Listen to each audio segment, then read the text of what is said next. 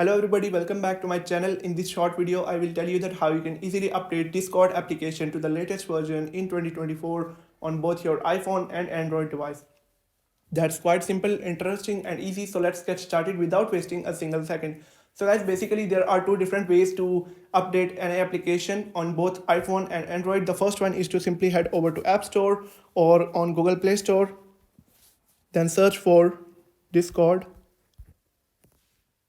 and once you have searched it, it will appear in front of you, and if it says update instead of open, you can simply tap on update and your application will be updated to the latest version. But if it says open and technically your app is updated to the latest version already, you can do one thing, but you don't have access to all the latest features. So you can do another thing. You can force update the application by simply heading over to the settings and then tap on general and then iPhone storage.